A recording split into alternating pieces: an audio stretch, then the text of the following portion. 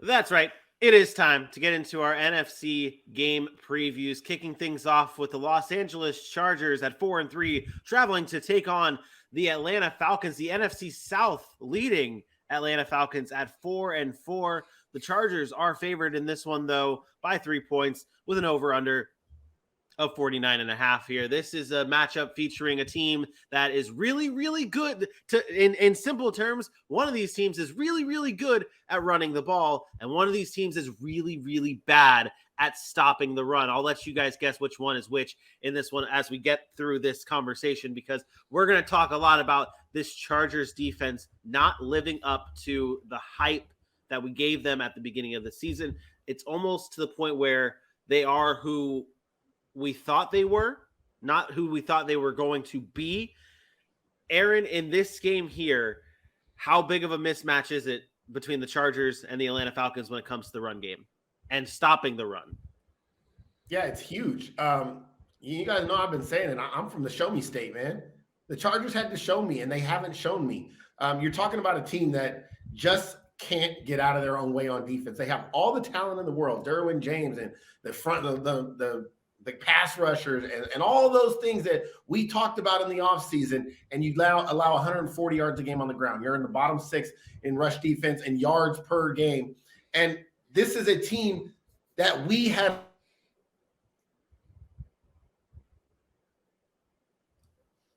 high expected. I know everybody else had them as a Super Bowl contender. You can't get to the Super Bowl when you play run defense like they do. They can't tackle. You see, I get this is Nick Chubb bouncing off of tackles, but this is every week against every running back. And so if you're the if you're the Houston Texans, if you are the Atlanta Falcons, you know what your game plan is. They've been very true to their identity. Their identity has been running the football, and they stay true to that. You do not change when you come into this game. This is not the game where you say, okay, Kyle Pitts started to break out last week. Let's make sure we build on that. I don't care. This is the game where you take advantage of the matchup and you say, we have Cordell Patterson back maybe. We have Tyler Huntley. We have our Caleb Huntley. We have Tyler Algier. You get these guys and you run the ball. I expect 30-plus carries between just the backs. And then you get Marcus Mariota out on the edge on some read option stuff. And you say, we're going to speed this game up. It's going to be a shortened game. And we are going to run the ball. And hopefully at the end of the game, when it ends at 2:00,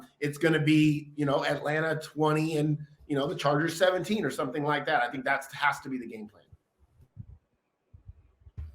Yeah, this is a complete mismatch in my opinion. I've honestly gone back and forth on my pick, which we're going to get into in just a moment. But I wanted to hear, AJ, your thoughts on Justin Herbert this year. Obviously, no Keenan Allen for a good part of this year. Mike Williams has been banged up. I know where Aaron stands on Justin Herbert. We've discussed this in game recaps and game previews in the past, but I don't think I've heard your thoughts on Justin Herbert's performance this season and where we're kind of at with him.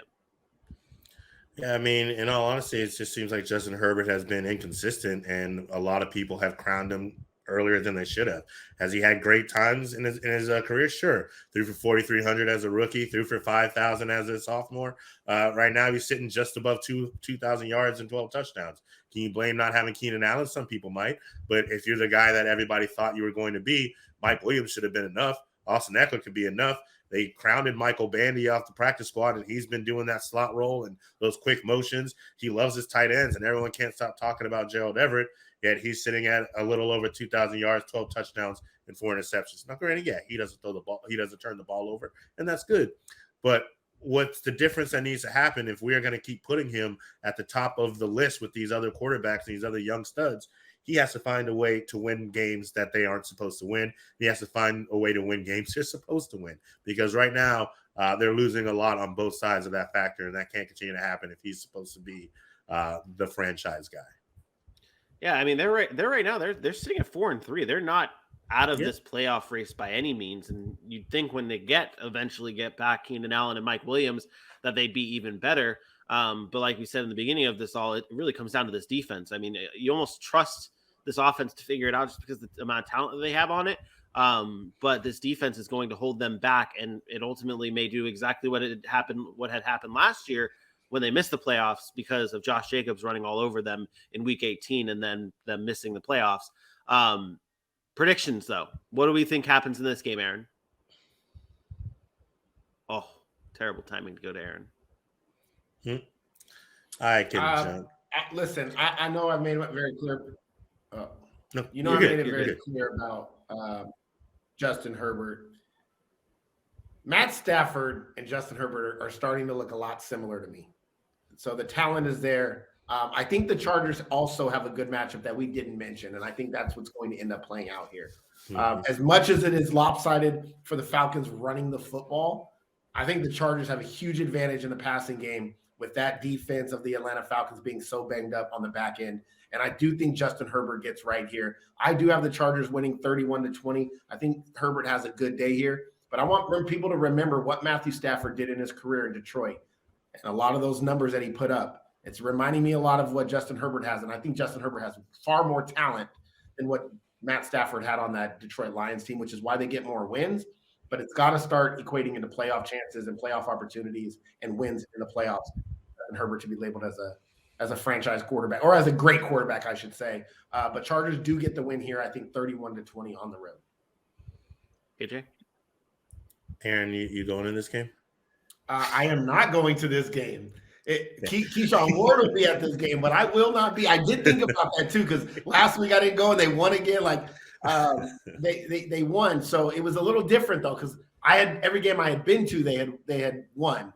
Now last week I didn't go and they still won. So I also found it interesting. We talked about how that game last week would be over by 2:00 and it went into overtime. So I kind of go back and forth about this. It's my team. I'm a little biased. I feel a certain type of way. And, I hadn't really been picking the Falcons a lot. And I went to go pick them this game, and then I started doing my research. And you're right. The Chargers have the passing attack. They're the fourth best in the league, and the Falcons are giving up over 300 yards to the passing game. Casey Hayward likely out for the season. We don't know if Terrell will be back. Jalen Hawkins still in concussion protocol. Then I found this little nugget that worries me.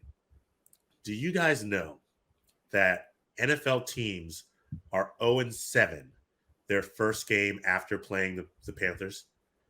I used to not care about this stuff.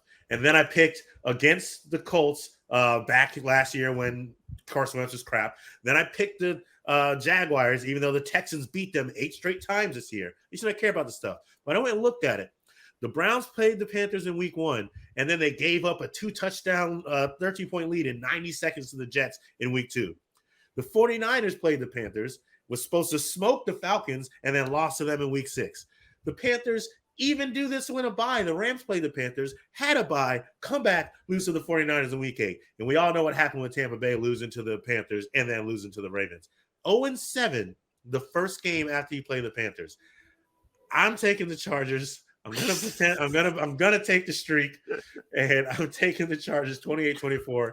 That and the passing prowess, of course. I expect that kind of stat from Vincent. I don't expect it from AJ Johnson. I think the best part about this is yesterday I was begging AJ to give me some analysis and context to him picking the Raiders over the Jaguars over the Raiders. That's different. And now he's coming out hot this morning picking the Chargers with this full in-depth of the Falcons playing the Panthers and 0-7 after playing the Panthers. Like, that's, hey man, hey.